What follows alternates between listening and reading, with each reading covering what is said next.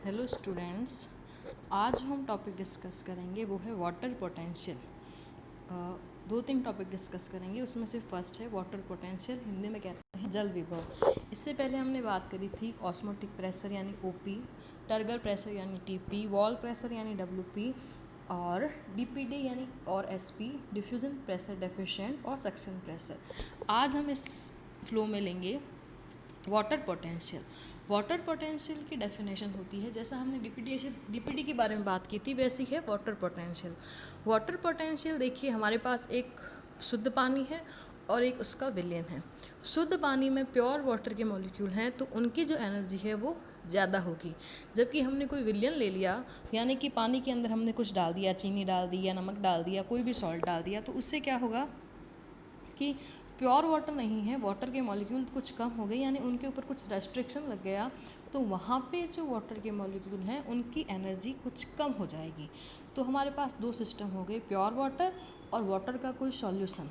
इन दोनों में वाटर के मॉलिक्यूल्स की एनर्जी में जो डिफरेंस होगा उसे ही कहते हैं वाटर पोटेंशियल। तो देखिए यहाँ पे परिभाषा लिख रखी है, शुद्ध जल में जल के अणुओं की मुक्त ऊर्जा तथा किसी तंत्र में जल की ऊर्जा के अंतर को जल विभव या वाटर पोटेंशियल कहते हैं। तो दोनों के अंदर वाटर मॉलिक्यूल की एनर्जी में जो डिफरेंस है वो वाटर पोटेंशियल कहलाता है। इसे जो है वो साई से रिप्रेजेंट किया जाता है, सिंबल इसका साई है, और इसकी यूनिट जो है वो प्रेशर की फॉर्म में यानी बार की फॉर्म में ही मापी जाती है। जीव द्रव्य का जल विभव डीपीडी या सक्शन प्रेशर के बराबर होता है, लेकिन इसका साइन अपोजिट होता है, यानी कि डीपीडी और SP equals to minus of psi, यानी कि डीपीडी यदि 10 बार है तो वाटर पोटेंशियल भी 10 बार ही होगा, लेकिन एक पॉजिटिव होगा तो एक नेगेटिव होगा। ठीक है, next the component of water potential. Water potential के 3 कंपोनेंट होते हैं, matric potential, pressure potential and solute potential. तो हम एक एक करके ले लेते हैं। पहले मैं आपको समझा दूं, देखिए मैट्रिक पोटेंशियल यानी कि साई के बेस पर m लिख रखा है, सॉल्यूट पोटेंशियल यानी साई के बेस पर s लिखा है, और प्रेशर पोटेंशियल साई के बेस पर p लिखा है। मैट्रिक का मतलब होता है सरफेस, तो यहाँ पे उस सिस्टम में कुछ भी ऐसा मॉलिक्यूल जिसकी सरफेस पर वाटर एब्जॉर्ब हो सकता है, एडजॉर्ब अधिशोषित हो सकता है, उससे रिलेटेड प्रेशर जो है वो कहलाता है साई एम। मैट्रिक सब सतह के लिए आया है। फिर साई एस किसी सिस्टम के ऑस्मोटिक पोटेंशियल के बराबर होता है, क्योंकि ओपी भी सॉल्यूट से रिलेटेड है और एस भी किसी सिस्टम में उपस्थित सॉल्यूट से रिलेटेड है। तो साई एस किसी भी सिस्टम के ऑस्मोटिक प्रेशर के बराबर होता है। फिर उसके बाद में है साई पी जो है वो प्रेशर पोटेंशियल है, यह उस सिस्टम के टर्गर प्रेशर के बराबर होता है। लेकिन टर्गर प्रेशर और साई पी का साइन सेम है, लेकिन साई एस और ऑस्मोटिक पोटेंशियल का साइन जो है वो रिवर्स है। तो वाटर पोटेंशियल के 3 कंपोनेंट हो गए, matric potential, solute potential and pressure potential. तो देखिए यहाँ पे एक फॉर्मूला लिखा गया है, psi equals to psi M plus psi S plus psi P. अब यहाँ पे जो साई एम यानी मैट्रिक पोटेंशियल है उसकी वैल्यू बहुत कम होती है, तो हम उसको नेग्लिजिबल मानकर छोड़ सकते हैं। तो ओवरऑल साई यानी वाटर पोटेंशियल का जो फॉर्मूला आता है वह आता है psi equals to psi S plus psi P. Psi S यानी solute potential equals to osmotic potential of this system but with negative sign, plus psi P यानी प्रेशर पोटेंशियल। तो यदि अब आपको कोई क्वेश्चन दे दिया जाए कि किसी सिस्टम में ऑस्मोटिक प्रेशर इतना है, टर्गर प्रेशर उतना है, तो आप उसका वाटर पोटेंशियल बताइए, तो हम उस फॉर्मूले में उसकी वैल्यू रखेंगे और उसका मान निकालेंगे। तो यहाँ पे देखिए, जैसा हमने डीपीडी में 3 कंडीशन करी थी कि फुल टर्जिड यानी पूरी फूली हुई कोशिका है या पूरी पिचकी हुई कोशिका है या फिर प्लाज्मोलाइज सेल है, उसमें क्या वैल्यू होती है। तो पहला केस ले लेते हैं, पूर्ण स्फीत कोशिका में जल की गति। पूर्ण स्फीत कोशिका यानी पूरी फूली हुई है, तो हमें पता है जल जो है ना उसकी मूवमेंट नहीं होगी, तो यहाँ पे क्या होगा, वाटर पोटेंशियल की वैल्यू 0। तो water potential equals to osmotic potential plus pressure potential. यहाँ पे वाटर पोटेंशियल 0 है, इसका मतलब कब होगा 0, जब ऑस्मोटिक पोटेंशियल और प्रेशर पोटेंशियल की वैल्यू बराबर हो। हमें बताया इनके साइन अपोजिट हैं, तो टोटल वाटर पोटेंशियल की वैल्यू कितनी हो जाएगी, 0 हो जाएगी। सेकंड, फ्लैसिड फ्लैसिड सेल यानी कि यहाँ पे क्या हो गया, टर्गर प्रेशर इक्वल्स टू 0। हमने लास्ट चैप्टर में बात करी थी कि यदि कोई पिचकी हुई कोशिका है तो भित्ति दाब ही नहीं होगा, यानी टर्गर प्रेशर 0 हो जाएगा। इसलिए यहाँ पे जो साई यानी वाटर पोटेंशियल है वो टोटली किसके बराबर हो जाएगा, सॉल्यूट पोटेंशियल के बराबर, तो साई एस के बराबर हो जाएगा। फिर है प्लाज्मोलाइज्ड सेल। प्लाज्मोलाइज्ड सेल जो होती है उसमें टर्गर प्रेशर जो है वो नेगेटिव हो जाता है। तो अब यहाँ पे क्या हो जाएगा, psi equals to psi S plus psi P, लेकिन साई पी की भी वैल्यू क्या हो जाएगी, नेगेटिव। तो साई टोटल जो है वो दोनों जुड़ जाएंगे नेगेटिव साइन के सहित। तो इस प्रकार पूर्ण स्फीत कोशिका, सलथ यानी फ्लैसिड कोशिका और प्लाज्मोलाइज्ड सेल में हम तीनों की तरफ बढ़ें तो आप देखिए साई की वैल्यू जो है नेगेटिव की तरफ बढ़ती जा रही है, यानी कि एक्चुअली कम होती है। साई की जो मैक्सिमम वैल्यू होती है यानी वाटर पोटेंशियल की जो मैक्सिमम वैल्यू है वो 0 है। वो किसके लिए है, प्योर वाटर या सॉल्वेंट के लिए है। आपने कोई सॉल्यूशन ले लिया तो साई की वैल्यू हमेशा कम ही होगी। नेक्स्ट, प्लाज्मोलाइसिस एंड डीप्लाज्मोलाइसिस, जीव द्रव्य कुंचन और जीव द्रव्य प्रसार। जीव द्रव्य कुंचन का मतलब होता है कि हमने कोई भी हाइपरटोनिक सॉल्यूशन में कोशिका को रख दिया। हमने लास्ट चैप्टर में बात करी थी हाइपरटोनिक, हाइपोटोनिक और आइसोटोनिक सॉल्यूशन की। यदि आपने किसी सेल को हाइपरटोनिक सॉल्यूशन में रखा है तो ऑस्मोसिस के अनुसार वाटर की मूवमेंट किस तरफ होगी, कोशिका से बाहर की तरफ होगी।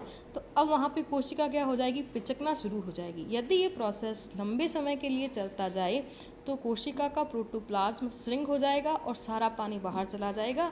कोशिका के प्रोटोप्लाज्म और भित्ति के बीच में स्पेस बन जाएगा, उसे ही कहते हैं जीव द्रव्य कुंचन, प्लाज्मोलाइसिस। यदि ये एक पर्टिकुलर लिमिट तक हो और हम इसे वापस हाइपोटोनिक सॉल्यूशन में रख दें यानी कि रिवर्स प्रोसेस में रख दें तो ये सारा का सारा प्रोसेस रिवर्स हो जाएगा, पानी वापस अंदर आ जाएगा और सेल जो है वापस फूल जाएगी। तो उसे कहते हैं डीप्लाज्मोलाइसिस। लेकिन प्लाज्मोलाइसिस आपने यदि एक लिमिट से ज़्यादा करवा दिया तो वहाँ पे क्या होगा, यदि लिमिट से ज़्यादा हो गया फिर आप वापस डीप्लाज्मोलाइसिस करवाओ तो रिवर्स प्रोसेस नहीं होगा, उस केस में सेल की डेथ हो जाएगी।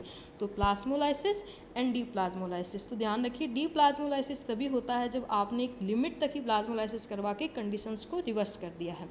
तब ये सारी इसमें डिटेल लिख रखी है। नेक्स्ट, प्लाज्मोलाइसिस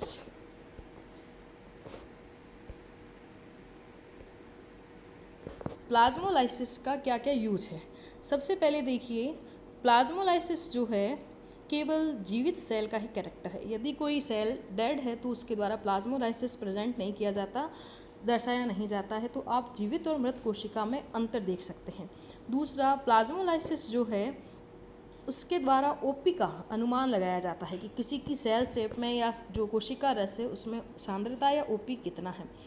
और कोई कहीं पे हमें वीड्स को नष्ट करना है तो उस वीड्स के ऊपर आप हाइपरटोनिक सॉल्यूशन का सीक्रेशन कर दीजिए तो वीड्स में क्या होगा, एक्सो ऑस्मोसिस होता जाएगा। एक्सो ऑस्मोसिस होने के कारण वो श्रिंक होकर उसकी सेल डिलीट हो जाएगी तो वहाँ से खरपतवार नष्ट हो जाएगी। जो हमारे जनरल लाइफ में अचार, जैम या जेली जो भी बनाई जाती है उनको फंगस या बैक्टीरिया से प्रोटेक्ट रखने के लिए ऑस्मोसिस के नियम के अनुसार प्लाज्मोलाइसिस यानी कि उनकी हाइपरटोनिक सॉल्यूशन में उनको बनाया जाता है। जैसे हमने शुगर की या फिर सॉल्ट की कंसंट्रेशन बहुत ज़्यादा कर दी। नेक्स्ट चैप्टर जो लेंगे हम वो लेंगे एब्जॉर्प्शन ऑफ वाटर, जल अवशोषण। जल अवशोषण को समझने से पहले हमें वाटर के कॉन्सेप्ट पता होना चाहिए। वाटर कितने प्रकार का होता है। वाटर जो है वो होता है 3 प्रकार का सॉइल के अंदर, होलार्ड, क्रिसार्ड और इकार्ड। वाटर में उपस्थित टोटल जो मात्रा है उसे कहते हैं होलार्ड। उसमें से जो पादप को अवेलेबल है उसे कहते हैं क्रिसार्ड। और मिट्टी में उपस्थित पानी की वह मात्रा जो पादप को उपलब्ध नहीं है या प्लांट के द्वारा एब्जॉर्ब नहीं की जाती है उसे कहते हैं इकार्ड। तो अब देखिए, इकार्ड जो है उसमें आता है ग्रेविटेशनल वाटर, यानी कि बारिश हुई, बारिश में जो पानी गुरुत्वाकर्षण के कारण भूमि के इतनी गहराई में चला गया जो प्लांट्स की रूट्स के लिए अवेलेबल नहीं है उसे कहते हैं ग्रेविटेशनल वाटर। तो वो किस में आएगा, इकार्ड में, क्योंकि वो प्लांट्स के लिए अवेलेबल नहीं है। ऐसे ही रन अवे वाटर, वर्षा के पश्चात जो पानी भूमि की सरफेस पर बहकर नदी में या फिर झरने में जहाँ पे भी चला गया, समुद्र में चला गया, तो वो पानी पौधों को अवेलेबल नहीं है उसे कहते हैं रन अवे वाटर। फिर तीसरा है capillary water. Capillary water soil के अंदर छोटी छोटी कैपिलरी बन जाती है, उनके अंदर वाटर इकट्ठा हुआ रहता है। वह वाटर ही एकमात्र ऐसा वाटर है जो पादप को अवेलेबल है। तो वो किस में आएगा? वो आएगा क्रेसार्ड के अंदर। फिर है हाइग्रोस्कोपिक वाटर, आर्द्रताग्राही जल। आर्द्रताग्राही जल सॉइल के अंदर जितने भी पार्टिकल हैं जो कॉलॉइड के फॉर्म में कार्य करते हैं, वहाँ पे कॉलॉइडल फॉर्म में वाटर उनकी सतह पर अधिशोषित हो जाता है। वह पानी भी कुछ मात्रा में पौधों को अवेलेबल है। फिर है लास्ट में केमिकली बाउंडेड वाटर।